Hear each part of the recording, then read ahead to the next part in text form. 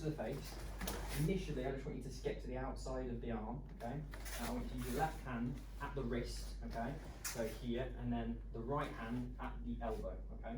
So, and I want your objective is irimi, which is to enter to the outside. So if you come here, and I want it to get past, then this arm is going to come through and take the neck, okay? So we're going to come through to the carotid artery, and I want you to get a clamp here immediately, so my forehead comes to the base of the head, okay? This position is important because I've put myself at my opponent's flank, okay? We'll get there here a few different ways, but as we come in initially, I want to get to that point. Whether I strike the jaw or the carotid artery or even the temple is largely my business, but the position of your other hand is the next thing I want you to look at. So when I'm here, this hand, I'm going to widen the wedge of between my index finger and thumb. I'm going to place it on the point of the hip, okay? Now, direction of force matters here, okay? If I just push into M's opposite leg, right, even though she's tiny, right, I'm not strong enough to do anything against that. So if you imagine the hips like a box, okay, I'm putting my hand on the rear corner and I want to push across to the front opposite corner. So just stand there for a second. So the direction that I'm going is out here, okay, with this hand. And the other thing I want you to do is imagine your hand is like a plane or a swallow bird, and I want you to think of like that, sort of swooping down. So I'm not just pushing laterally, I go in, but then I do that. And so you can do that initially so you get that sense, I want to collapse this hip. So if my opponent's bigger and stronger than me, and I get here and I think, Jesus Christ, they're strong, right? And I'm like, I've done the strike, and if I've hit them, and they haven't fallen over at this point, I'm going to start panicking, and I need something. So here, the two go together. So as this comes down, this is going to touch the ceiling, this is going to go to that opposite hip. So I want her shoulder outside her her right heel line, okay, to get to that position. Then from there, for simplicity, we're going to look at a few simple throws from here, but first all I want you to do is I want you to block her ability to step back with that leg, to bring that foot in, and so use this leg to continue to collapse, and then bring the head simply down, keeping the hands here. If you want, you can transition to the shoulder, that's personal preference. And initially, I just want you to get to there, okay? We'll look at different techniques we can do in a second, but initially I just want that as I've got to the outside, I've thrown, now I can peg it. Okay, let's not do anything yet, just focus on the throw. So here, through, and then push, and then in and down, okay? And the hands through. If I tell her I'm going to go fast, she'll panic. So here to there, this is the direction that I want, okay? When I'm here, I keep my weight forward into my left leg as that comes through. And obviously there's nothing wrong with me going through and doing a bigger leg throw there. And if you're happy and comfortable doing that with your partner, fill your boots, right, okay? But if I'm, Saturday, I'm a bit knackered, I can't be bothered to do that, just make sure that leg is in a good stable position. And then turn and run, jumping down on them. They've got a nicer watch than you, whatever you need to do, right, but just transition from there, okay? Really, really quick, because I'm hoping this will be nice and easy, and then we'll go into reviewing the rest of the day, okay? Good. This position is Kubi from Funakoshi throws, where you know that. Now, depending on which book you look at, depends on whether he does the arm over or arm under. So let me show you what I mean. Punch comes in, I did this, okay? So you can notice his arm is over my shoulder here. If I'm short, or as I prefer to call it, vertically challenged, okay, then it's very likely that's going to be my method of entry.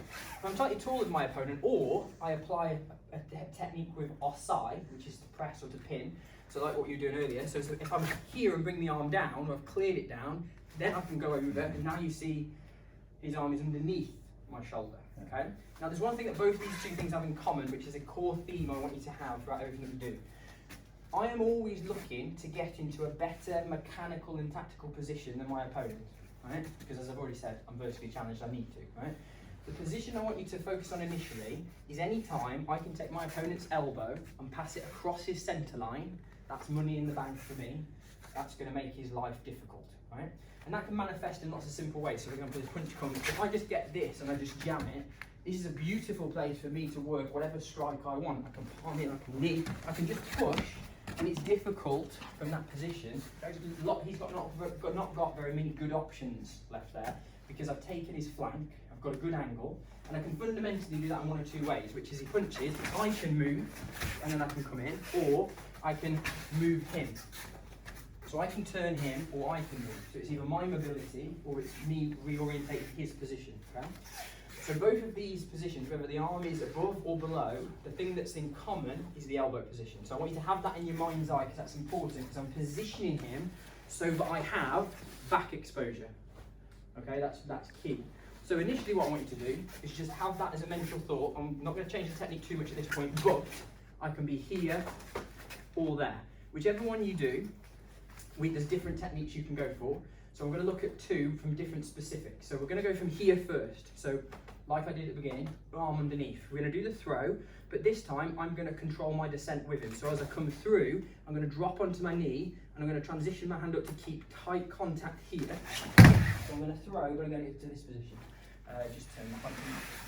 So from this position, right, I've already done the good job of getting his elbow past the centre line. My head is on his forearm. So from here I've brought my knee into his back. Okay. If I'm out here, what that gives Jack the ability to do is drop his shoulders to the floor, okay? And that's a problem for me now because he's got more mobility. So I want him on his side and I want that knee behind. I take my left foot out as a nice base and I can initially just clamp my hands together as a method of control. But what I want to do is I want to finish him from here. So I'm going to take my left hand, I'm going to come through to my bicep, and then from here I'm just going to take my left hand and touch the back of my head. Okay? Yeah. Now, so I'm just going to do it without that hand position for a second because I just want you to see the direction of force. So when I'm here, if I do it in this position, I need a force that way on Jack, which is my knee and my head, and I need a force this way, so this comes in that direction. Okay? Now, you can see that works if I do that. It's even better if I get more weight on him, and there's ways I can do that. But the advantage of taking your hands to this position is a really simple one. When my hand, I'm palm to palm, the circumference between my hands and my chest, this area here, is very large. If I then come wrist to wrist, or come elbow to elbow, I'm diminishing this space. The reason that's important is that's the space where his head and one arm is, okay? So when I'm here, I can get it from there, right? I'm confident with that, but this is reduced that massively. So now I'm just gonna reduce it more by bringing this in, and I can trap my right elbow, I drive my weight in slightly, and I should have very little difficulty getting the strangulation from there, okay? Do that first, and then one extra thing I then want you to play with is, you know, if Jack has got a particularly strong neck, and I'm thinking, I need a little bit more, then the other thing I can add is body weight.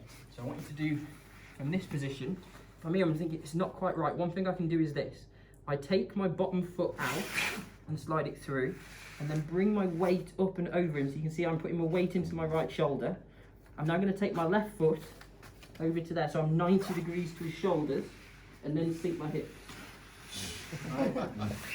That's no longer me pulling my arms or squeezing or doing any of those things. That's my body weight sliding down into the floor. But of course, I should be using my body weight whilst pulling my arms, squeezing, and doing all those other things. Right, okay? Hopefully, I'll just have his head I can take away and put on my mantelpiece at the end. So,